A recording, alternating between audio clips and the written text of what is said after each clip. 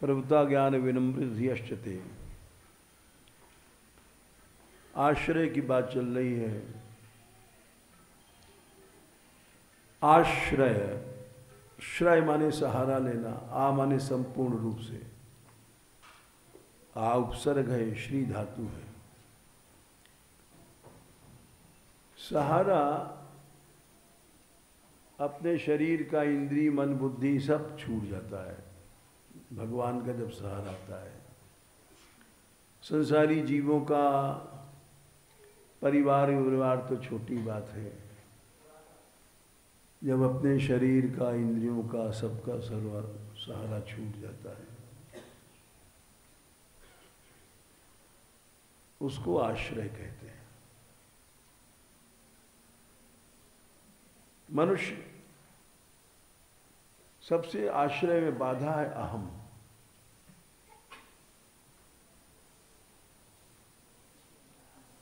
ये जीव तबते हरिते बिलगान्यो जबते देह गे नहीं जान्यो। ये देह, मैं शरीर, ये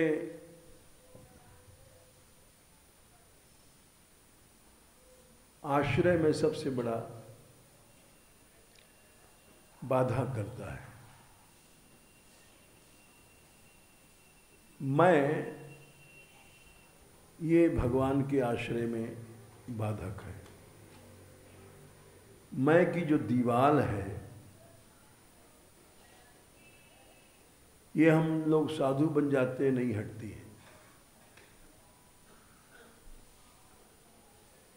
ये मैं की दीवाल जब हट जाती है तब सच्चा आश्रय आता है। और इस बात को समझना ही बड़ा कठिन है। करना तो खैर बहुत ही है, लेकिन समझना भी बड़ा कठिन है। क्योंकि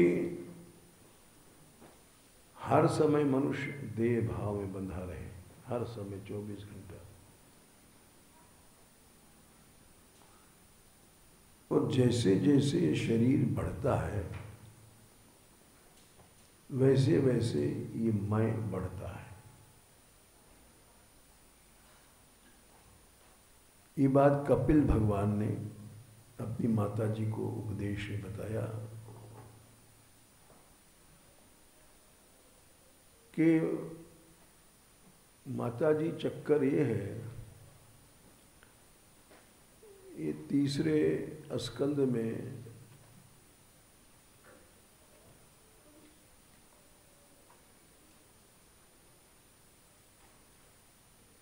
31वें अध्याय में है शायद ये श्लोक। सह देहे न माने न 29। हाँ, इसको रटा करो तुम लोग। बच्चेपन में तो मैं उतना नहीं रहता है।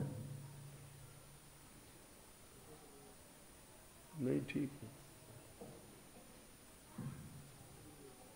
नहीं, तुम देखो, इसको हटाओ, छूटा नहीं पड़ेगा।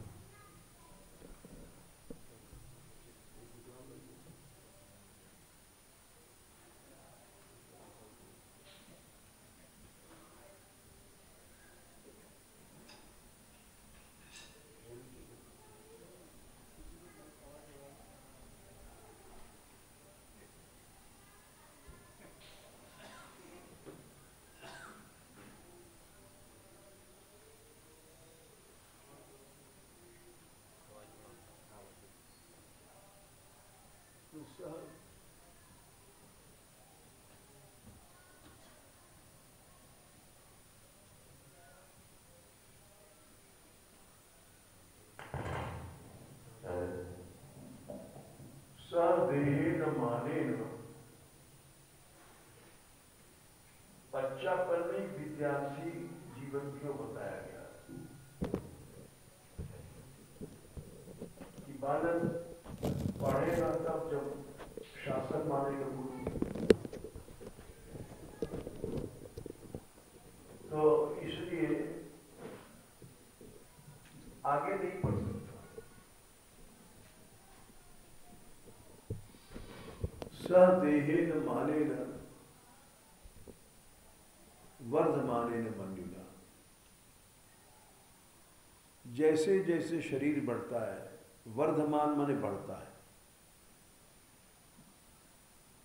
वैसे वैसे जीव का अहम बढ़ता है।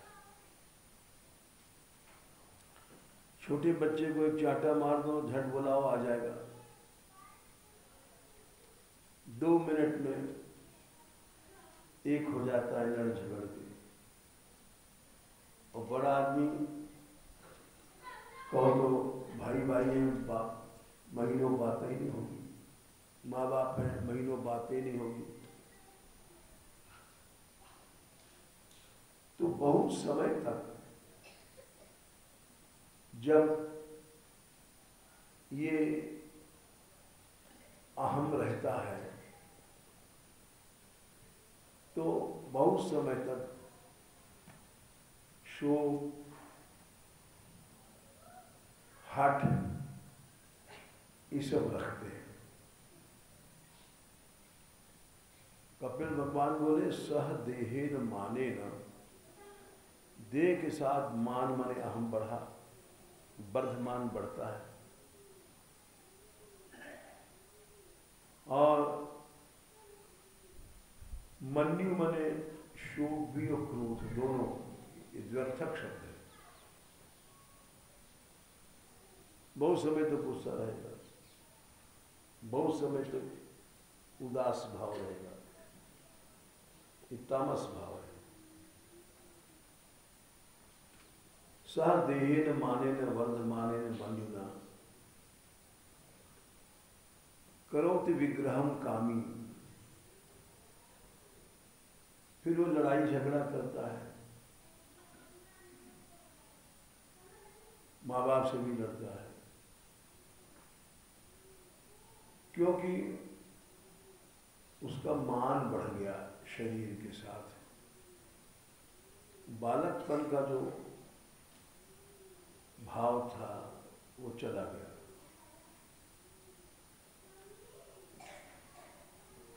तो एक ऐसा नियम है प्रकृति का, कपिल भगवान ने बताया, जो मिट नहीं सकता। केवल भक्ति ही मिटा सकती है। देखो, हम बहुत समय तक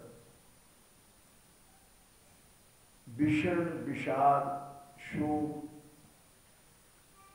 उदासी ये सब क्यों रहती है? उसका कारण है तमस। तामस बढ़ता है यानी अहम बढ़ता है। जैसे जैसे तामस बढ़ता है वैसे वैसे अहम बढ़ता है। और ये अहम बढ़ करके तमोगुण में एक पत्थर का खंभा बन जाता है, ठूंठ ठूंठ पेड़ का, जो सूखा हुआ, जो झुक नहीं सकता, और फिर झुकता नहीं हो, चाहे उसके टुकड़े टुकड़े कर डालो। उसको तामस करता कहा गया। इस समझ लो, भगवान ने इसको समझाया है। और अपने आप को तोलना चाहिए, दूसरे को नहीं तोलना चाहिए। भगवान ने 18वें अध्याय में गीता जी में तामसकर्ता के लक्षण बताए हैं 28वें श्लोक में, 18/28।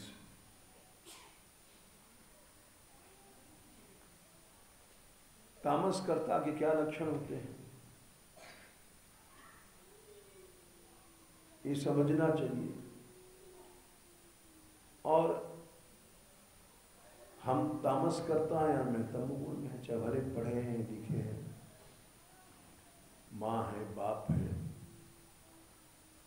विरक्त हैं, साधु हैं, कोई भी है, तामस कर्ता के लक्षण क्या है? अयुक्त माने पहला उस साधन में नहीं लग पाता,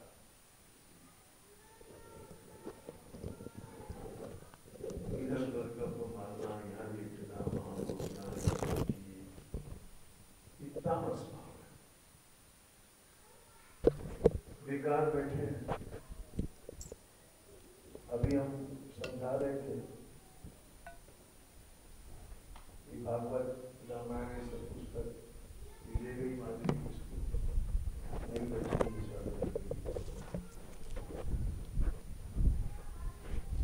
अब वो सैकड़ों रुपए का साहित्य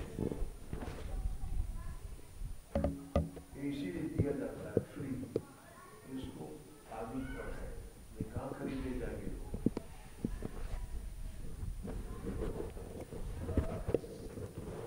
उसको पढ़ने से, प्रमाण से इन्हें प्रमाण पैदा होता है। लेकिन वो लोग पुस्तक रखते थे अलमारी में, अलमारी पुस्तक पढ़ती रही।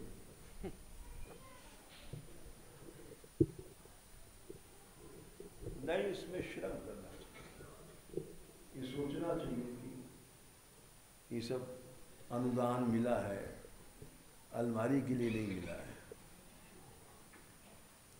युक्त बनने के लिए दिया गया है। अयुक्त माने साधन में नहीं लग रहा, यहां घूमे वहां घूमे, तो अयुक्त है वो तामस है। सारा संसार देख लो अयुक्त है। भजन में लगना ही योग है। तो पहला चीज तो अयुक्त। बोले चलो गुरु भाई दर्शन करें हमें, और दर्शन करने जा रहे हैं, गप मारते रास्ते में, दर्शन नहीं है, चहलकदमी है। वो उसको परिक्रमा भी नहीं कहते, परिक्रमा में हर समय भगवान नाम लो। तो युक्त अयुक्त क्या है इसको समझना चाहिए। एक क्षण भी हम जो नष्ट करते हैं तो उस समय अयुक्त बन जाते हैं। ये सब समझो और समझाओ। इसके बिना साधना नहीं आएगी, जीवन में तामस भाव बना रहेगा। अयुक्तः प्राकृतः, प्राकृत भाव बने काम क्रोध मूलों में डूबे हैं। किसी स्त्री को देखा तो काम भाव जाग रहा है, ये क्या है? अयुक्त है, इसलिए प्राकृत भाव आ गया। किसी को देख रहे हैं, चिढ़ गए हैं, ये हमारा शत्रु है, तो ऐसा सोच रहे हैं, वो तामस भाव आ गया। प्राकृत हम बन जाते हैं, प्राकृत वातावरण में जाकर के प्राकृत बन जाते हैं। किसी ने गाली दिया,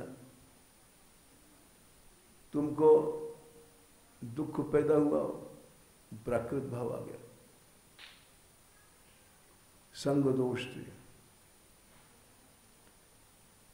भगवान ने कहा कि संग दोष को जो जीत देता है वही हमारे धाम में आ सकता है। कामिनी के पास गए काम नहीं पैदा हो, क्रोधी के पास गए क्रोध पैदा न हो। इसको कहते हैं संग दोष त्याग।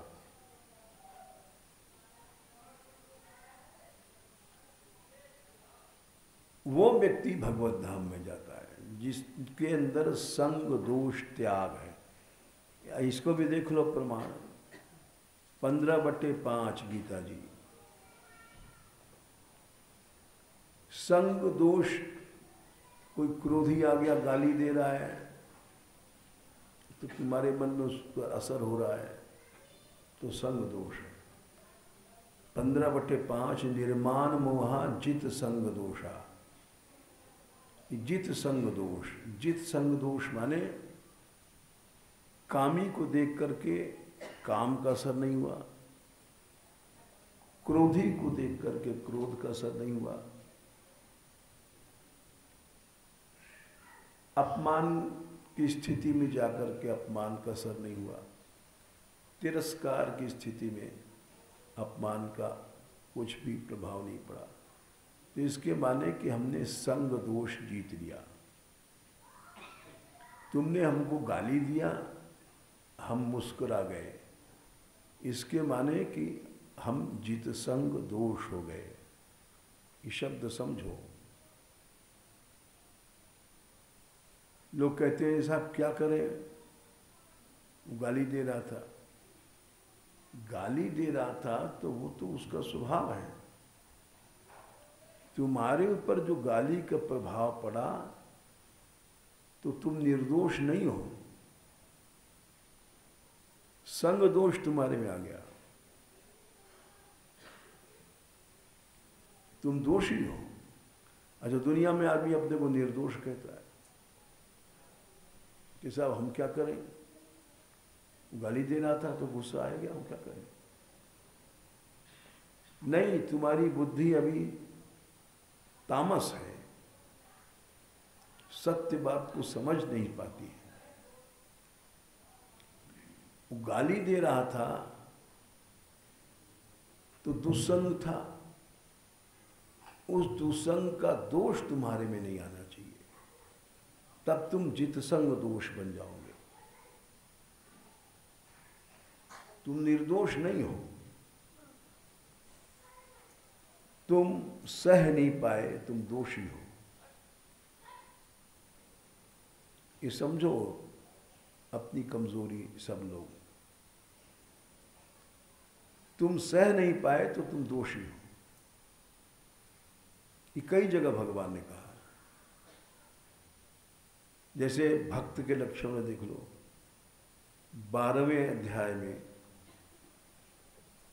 कई कई प्रमाण हम इसीलिए दे देते हैं कि कम से कम तुम सत्य को मानो, समझो। हो सकता है मानने पर ऐसा बन जाओ भगवान की कृपा से। 12वें अध्याय में ये सब बातें छोटे बच्चों को भी सिखाना चाहिए। ये तो महान दिव्य बन जाएंगे अभी से ही, इनमें सहना वहना आ गया तो बहुत आसान है इनका बनना। छोटे पौधे अभी मोड़ दो जिधर मुड़ जाएंगे, बच्चों को सिखाने वाला कोई नहीं। ये सब बातें सिखाना चाहिए, ये नहीं बड़े होकर सीख जाएंगे, तो मूर्ख लोग हैं ऐसा कहते हैं। बड़े होकर के तो और ठूठ बन जाएगा, नहीं झुकेगा। 12/15 में देखो, यस्मान नो द्विजते लोको लोकान नो द्विजते चय, मिला 12/15। तुमसे किसी को उद्वेग न हो और दूसरे से तुमको उद्वेग न हो। दूसरे से तुमको न हो। गाली दे रहा है, मार रहा है, पीट रहा है, निंदा कर रहा है, तुम्हारे अंदर उद्वेग हो गया तो तुम दोषी बन गए। गाली देने वाला तो दोषी है ही है, लेकिन भगवान कह रहे हैं तुम्हारे अंदर जो संसार लोकात उद्वेग पैदा हुआ तो तुम भी मारे गए।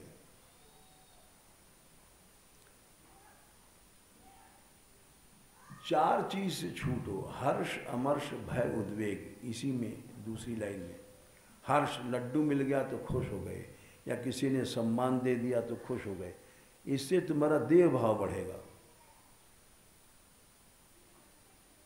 ये भी जहर है, इस जहर से भी बचो। किसी ने सम्मान दे दिया खुश हो गए, मिठाई दे दिया खुश हो गए, पैसा दे दिया खुश हो गए। सबसे ज्यादा सम्मान में खुशी होती है। बोले ये जहर है, इस जहर से बचो। हर्ष से बचो। हर्ष से तुम्हारा देह भाव बढ़ेगा। अमर्ष माने नहीं सहना। किसी ने गाली दे दिया, नहीं सह पाए, साहब हमारा क्या गलती है, उसने हमसे बिना मतलब मूर्ख कह दिया। तो ये मोटी अकल का आदमी ये कहता है हमारी कोई गलती नहीं है, गलती तो उसकी, उसने हमको मूर्ख कहा। नहीं, उस मूर्ख शब्द को सुन करके तुम अमर्ष, मर्ष मने सहना, नहीं सह पाए तो तुम भक्त नहीं हो। इसे छूटने वाला ही भक्त होगा। ये बहुत बारीक बात है। संसार में तो गाली देने वाला दोषी है, लेकिन परमार्थ में भगवान कहते हैं गाली को बुरा मानने वाला भी दोषी है, तो भक्त नहीं है।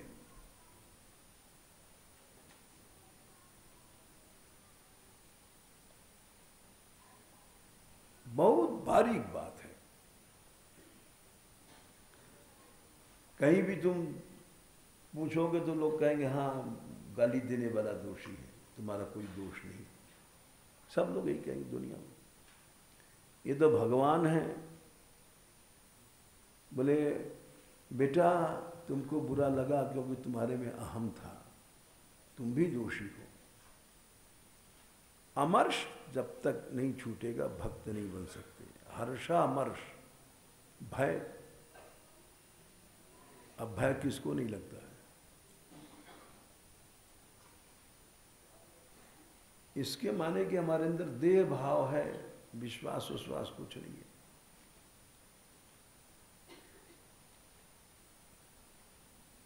भय से छूटो तब भक्त हो।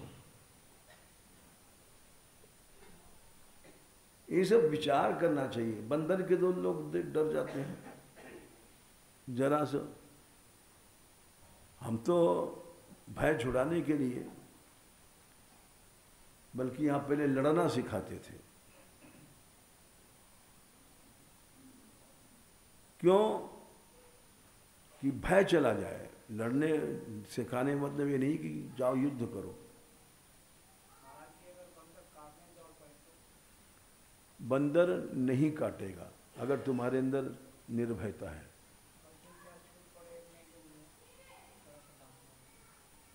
खैर अब तुम्हारा अनुभव ऐसा है, बंदर बड़ा होशियार होता है, वो आँख से पहचान जाता है कि डर रहा है कि नहीं डर रहा है। अब हम तो ये नहीं कह सकते कि कल क्या होगा, लेकिन अभी तक तो हमारा अनुभव ही है। हम ऐसे फंस गए थे एक बार कि मर गए होते। ये विचित्र घटना है, बंदरों ने जान निकाल दिया होता हमारी। हम इम्तहान देने गए थे तो एक मंदिर में रुके थे, उसमें सबसे ऊपर एक छोटी सी छत थी, इतनी सी, उसमें चढ़ना ही मुश्किल था। हमारे साथ बहुत से विद्यार्थी थे गाजीपुर के, तो हम चढ़ तो गए, उतने में आ गए 8-10 बंदर। और अगर नीचे गिर जाए गिरेंगे तो समझो कि हड्डी भी नहीं बच सकती थी। कई मंजिल ऊपर था। मथुरा की बात है, सामरी घाट पर इतने ऊंचे ऊंचे मकान है वहाँ। और वो खाँव खाँव करने लगे और नीचे हमारे साथ के विद्यार्थी जो थे बोले अरे महात्मा जी तो गए, महात्मा जी गए। अब किसी में हिम्मत नहीं कि डंडा लेके सहायता करे। और कई लड़के थे 10-12, लेकिन किसी में हिम्मत नहीं। अरे भाई महात्मा जी गए, महात्मा जी गए, ऐसे चिल्ला रहे थे। फिर उस समय इस चारों तरफ दीवार, मतलब इधर से आवा कूदा, ये हाँ ये मार, ये हाथ मार, हाथ पाँव इधर मार करते करते हरा के दम चल गया एकदम हमारा। ये लगता है सांसें ही जने आएगी कि नहीं आएगी, लेकिन वो चले गए। फिर बराबर कई मिनट तक हम चलाते रहे हाथ पाँव। और फिर धीरे से उतरे तो बोले, वाह महात्मा जी, आपने तो बंदरों को जीत लिया। अरे हमने कहा, तुम भाई, तुम जैसे मूर्ख तो हमने दुनिया में ही देखे।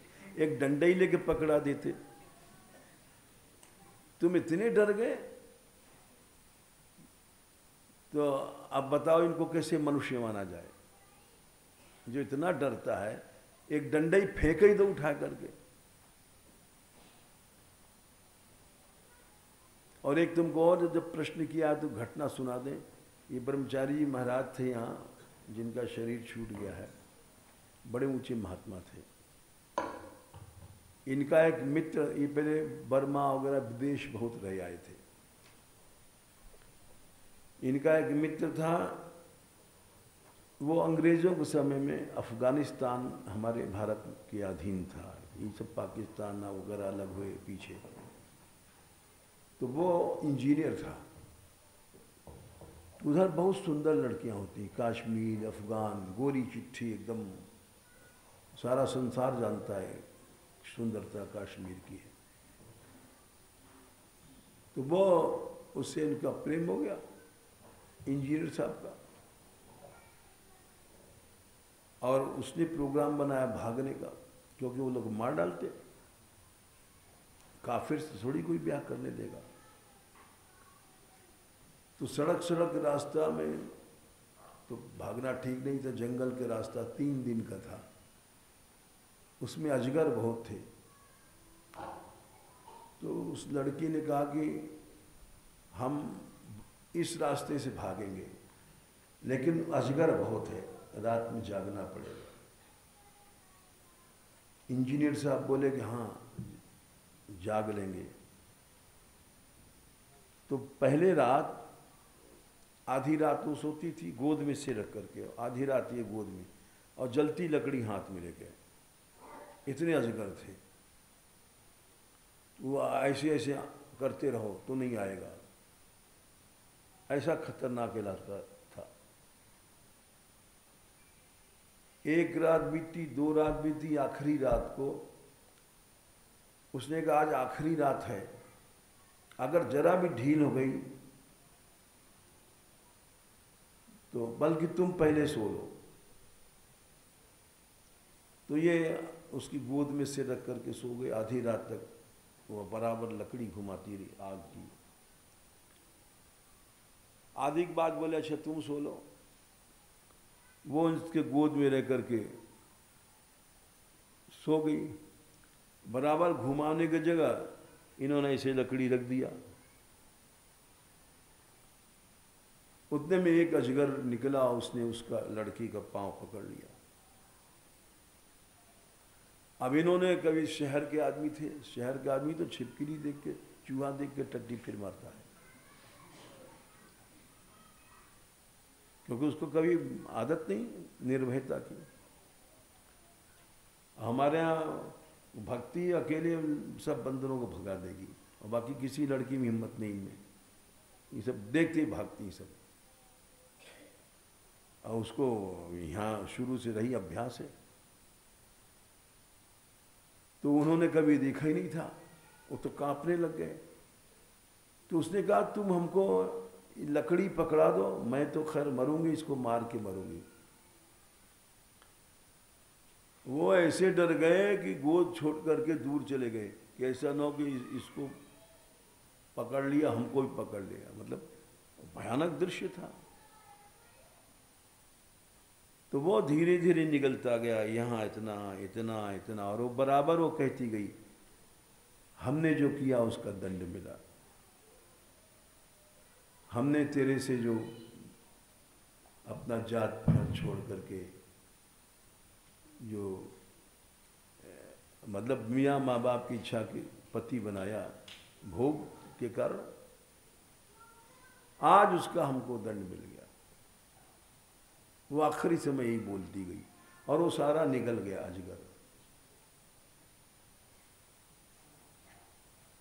तो भय ऐसी चीज है,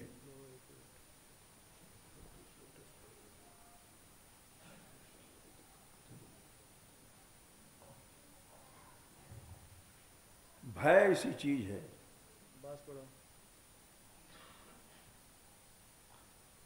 कि अगर भय, ठीक है,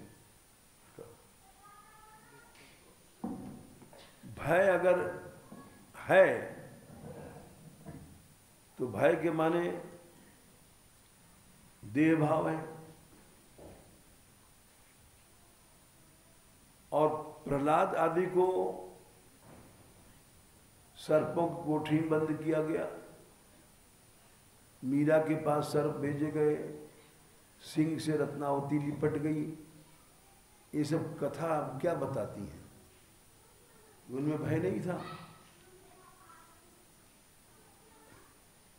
तो अपनी कमी समझना चाहिए। हर्ष, अमर्ष, भय, उद्वेग,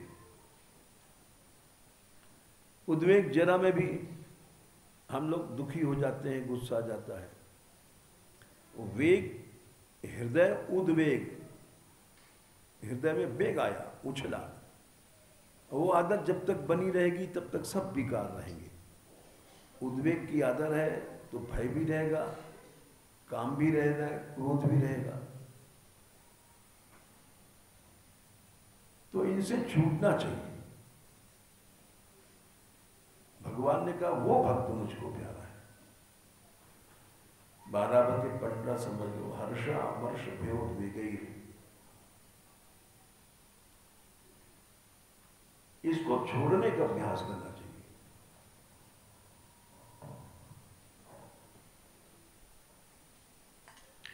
और अभ्यास से सब चीज छूट जाती है। ऐसा नहीं कि नहीं छूटती। फौज में नया आदमी जाता है, उसको ट्रेनिंग दी जाती है, परेड कराया जाता है, तमाम निशानाबाजी वगैरह, फिर उसको अभ्यास हो जाता है। फिर ऐसे बचा जाता है गोली को, सामने आ रही है तो नजर से बचा जाता है।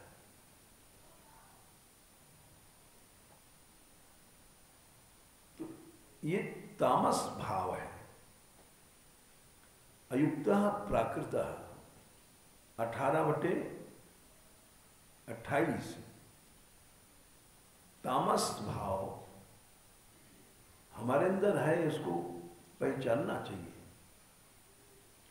अयुक्त माने भजन में नहीं लगे हैं, प्राकृत माने प्राकृत भाव, काम, क्रोध, लोभ वगैरह, ये सब प्राकृत भाव है। स्तब्ध कहते हैं ऐंठ, ठूंठ की तरह झुक नहीं सकते चाहे कुछ हो जाए। ये हठ इसीलिए भक्ति में सबसे बड़ा नीचता कहा गया है। भक्ति पक्ष नहीं, हठ शठताई। भगवान राम ने कहा है, देखना उत्तरकांड में 44 के आसपास होगा, 44-45, प्रजाजनों को उपदेश दिया है। कहो भगति कर कौन प्रयासा, 46 है। इसी में भक्ति के जहाँ उपदेश दिया है भगवान ने, तो बोले भक्ति प्रयास बहुत करने की, दंड बैठक शरीर से श्रम करने की जरूरत नहीं है। भक्ति के गुण होते हैं। कहो भक्ति कर कौन प्रयासा, बोले क्या?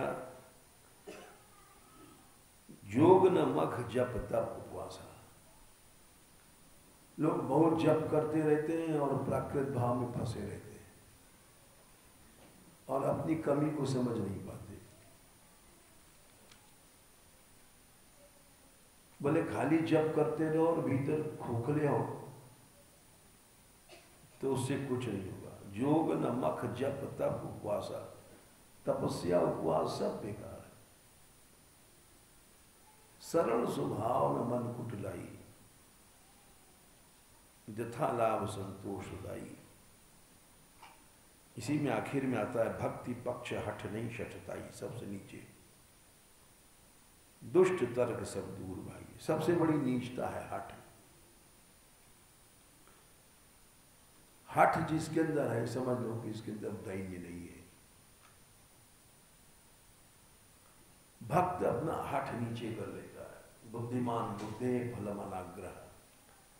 संसार में वही संगठन बना सकता है, चाणक्य ने कहा था, जिसमें अनाग्रह है। हट हट से लड़ेगा, लड़ाई होगा। बुद्धिमान वही है जिसके अंदर हट नहीं है।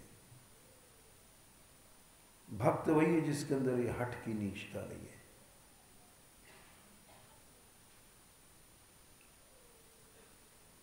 तो भगवान ने कहा तामस करता अयुक्ता 18/28। ये सब चीजें हमको भक्त बनाएंगी नहीं, तमोगुणी बने रहेंगे। तामस, भले हम साधु बन गए चाहे कुछ बन गए। अयुक्त माने भक्ति के साधन से नहीं लगे, बेकार टाइम गया। प्राकृत माने प्राकृत भाव, काम क्रोध आदि हर समय भर रहे हैं। स्तब्ध माने ऐंठ, हट, ठूंठ की तरह झुकेंगे नहीं, टूट भरे जाएंगे। उसको पक्का तामसी समझ लो। कितना माला फेर रहा है, व्रत कर रहा है, उपवास कर रहा है, योग न जप तप व्रत उपवास, लेकिन वो तामसी है।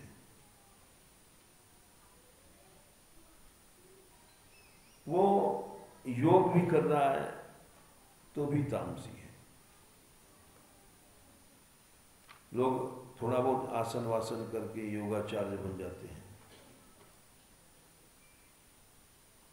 कहो भगत कर कवल पर जोग नमख, यज्ञ कर रहा है तामसी है। जोग नमक जप तप वासा, वो तामसी है। तो अयुक्ता प्राकृता स्तब्धा षट, तो महाषट है जिसमें स्तब्ध भाव, ऐंठ भाव है। ऐसी धुंधुकारी की मां थी धुंधुली। धुंधली में महातामस भाव था। जब ही उसका ऐसा लड़का पैदा हुआ था। और वो धुंधली हम ही लोग हैं, क्योंकि धुंधली के लक्षण वो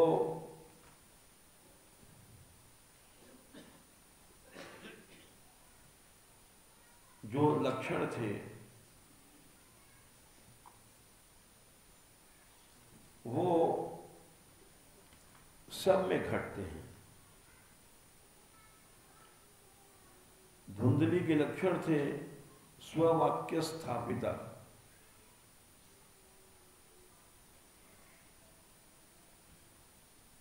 और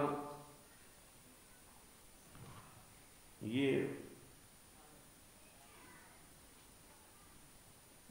क्या संख्या है? चौथा तो ही श्लोक संख्या क्या है?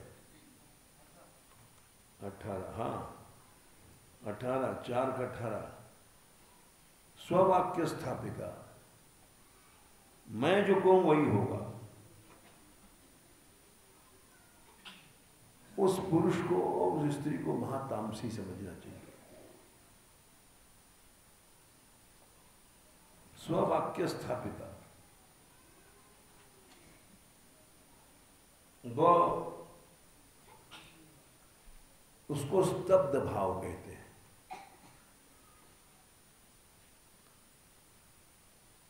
एक छोटा सा दृष्टांत है लेकिन बड़ा अच्छा है। एक बार अकबर बादशाह ने बीरबल से पूछा कि बीरबल किसी मूल से पाला पड़ जाए तो उस समय क्या करना चाहिए। बीरबल ने कुछ उत्तर नहीं दिया। तो दोबारा अकबर ने पूछा कि तुम उसने सुना नहीं। हमारा प्रश्न है, मूर्ख से पाला पड़ जाए क्या करना चाहिए? फिर भी बीरबल चुप रहा। तो फिर बादशाह गुस्सा आया, बोले सुनता नहीं है, मैं कह रहा हूं कि मूर्ख से पाला पड़ जाए तो क्या करना चाहिए, उत्तर नहीं देता है। बोले बादशाह सलामत, मैं उत्तर तो दे रहा हूं। क्या दे रहा है? चुप रहना चाहिए।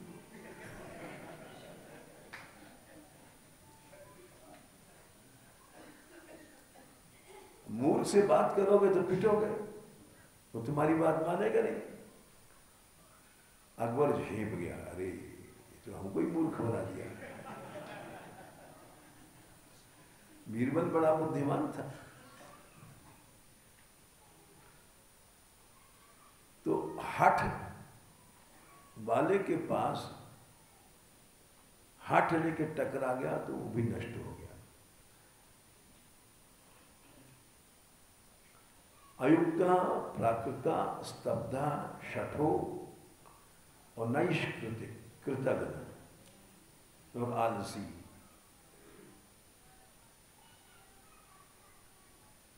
और विषादी, उदास रहना।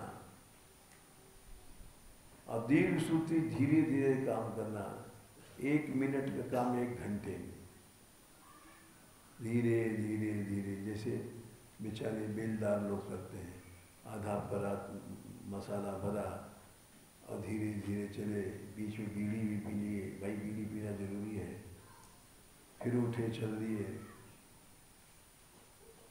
तो वो एक 20 बेलदार रख दो, 2 आदमी ईमानदार काम करने वाले बराबर, उससे ज्यादा वो काम कर देंगे।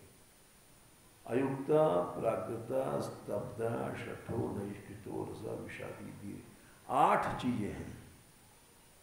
8 चीज मनुष्य को तामस बना देती है।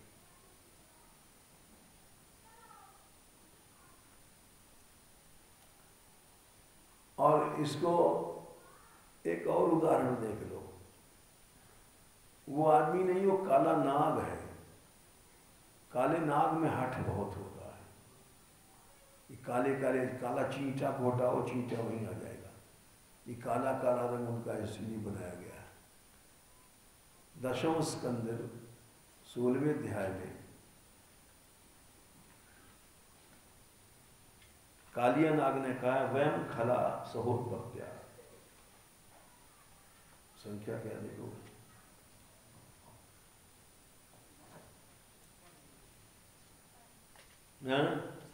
56। कालियनाग कहता है कि हम सब लोग खल क्यों हैं? उत्पत्ति से तामस है, जन्म से तामस है।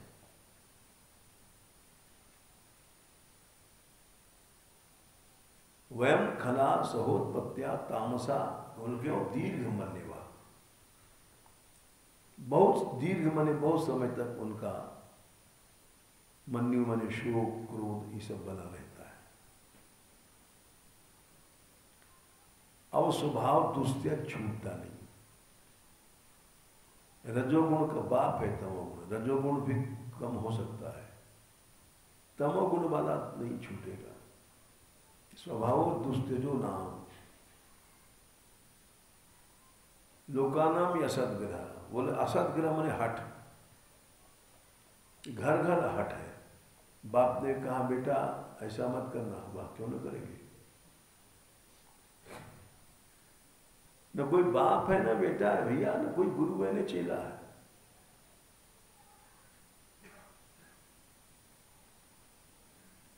तो इसलिए आश्रय कैसे भगवान का बन जाएगा? सबसे ज्यादा बाधा भगवत आश्रय में अहम पैदा कर रहा है।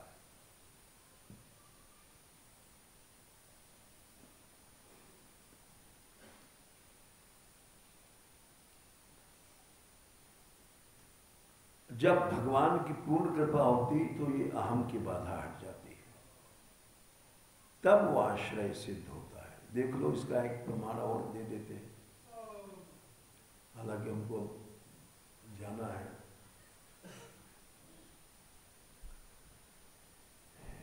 कथा है उनकी नंदगांव में, वहाँ भी हम गोसाइयों की बुलाने और उधर मुरली कथा में भी। लेकिन चलते चलते एक उदाहरण ले देंगे जरूर। कृपा है, इसकी पहचान है कि उसका अहम भाव हट गया, तो कृपा है। दूसरे अध्याय में, दूसरे स्कंद में 7वें अध्याय में ईशाम सैव भगवान दयेद अनंत 42 थर्मामीटर से नाप लो बुखार कितना है, वैसे कितनी कृपा है नाप लो। अपने को नापो, दूसरे को नहीं। ईशाम सैव भगवान दयेद अनंत, जिस पर भगवान दया करता है। दयेद माने दया करता है। सब पे करता है बोले नहीं, जो सच्चे भाव से आश्रय लेता है उस पर सच्ची दया होती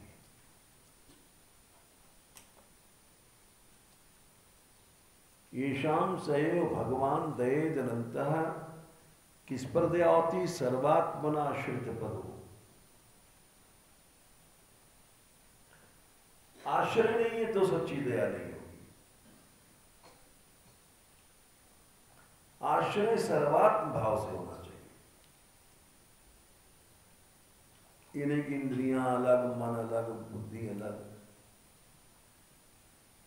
मन अलग। आश्रय कहाँ है? हम अपने मन की कर रहे हैं तो आश्रय कहाँ है?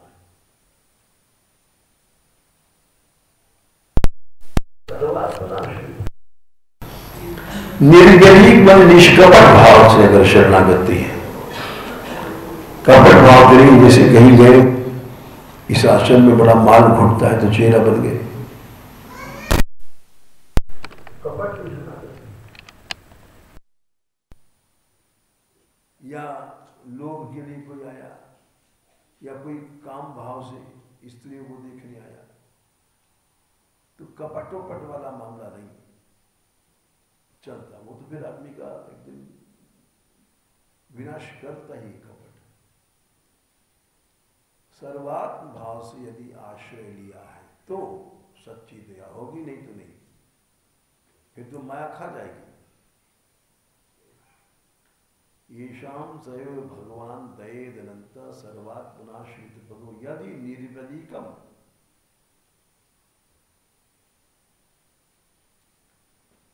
ते दुस्तराम अति तरंती च देव माया। वो माया पार कर जाते हैं बड़ी आसानी से।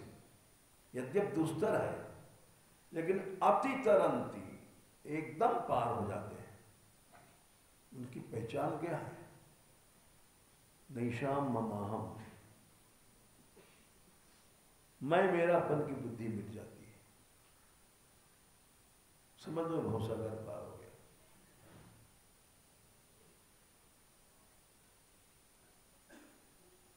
ये नहीं है, सब जगह देख लो, घर घर में देख लो।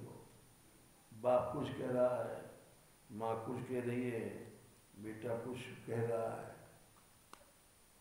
बहू कुछ कह रही है। कहीं भी संसार में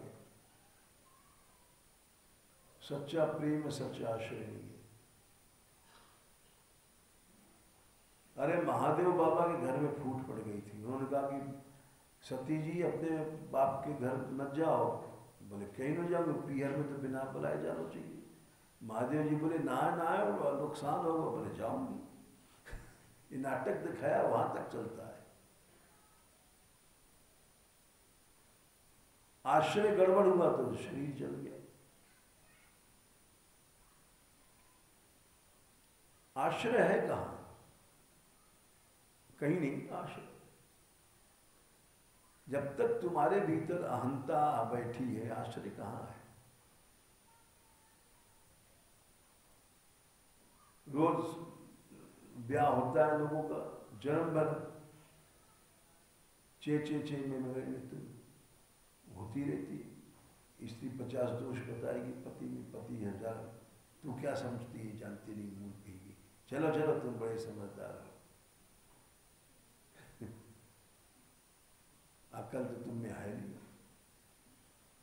ये सब जितनी चीजें हैं, इसका हमको अभ्यास पड़ गया है सुनने का। इसलिए हमको 100 जूता खाए तमाशा घुस के देखेंगे। जैसे कुत्ते को अभ्यास पड़ जाता है जगह जगह डंडा खाने का, जगह जगह, वैसे मनुष्य आश्रय कुछ न है संसार में, न आश्रय समझ रखा है, न कहीं प्रेम है। इसलिए भगवान ने कह दिया कि गली गली ब्याह हो रहा है, लेकिन कहीं प्रेम नहीं है। स्वार्थ है अपने भोग के लिए। न कोई स्त्री है, न पति है, कोई नहीं है। भगवान ने कहा ढोंग चल रहा है। राजपंचाध्यायी में भगवान ने 10वें स्कंद में 32वां अध्याय में 17वें श्लोक में कहा है, 10, 32, 17 मिथो भजन्ति। मिथो माने एक दूसरे से मिलते हैं, सोते हैं, मैथुन स्त्री पुरुष। खाली स्वार्थ है वहां पर, धर्म प्रेम में कुछ नहीं है, कुछ नहीं है। अपने अपने स्वार्थ को निकाल रहे हैं, सब दिना काट रहे हैं। मिथो भजन्ति सख्या स्वार्थी कांतो दिमाहिते न तत्र सौदम धर्म स्वार्थार्थम तद्धिन्यथा। आश्रय है ही नहीं है, न आश्रय न आश्रम, नहीं तो प्रेम नहीं। बिना धक्का लगा रहा है आदमी। इसलिए आश्रय में का थर्मामीटर ही है जो अभी बताया, 2 स्कंद 7वां अध्याय 42वां श्लोक। उस पर कृपा समझ लो, उसका मैं मेरापन हट गया तो साक्षात माया को पार हो गया, भगवान की कृपा होगी। येषां सैव भगवान दयेदनन्तः सर्वात्मना श्रितपदो यदि निर्व्यलीकं ते दुस्तरां मतितरन्ति च देव मायां नैषां ममाहितिधि विश्वशृगाल भक्षे। चलो लो भाई। हाँ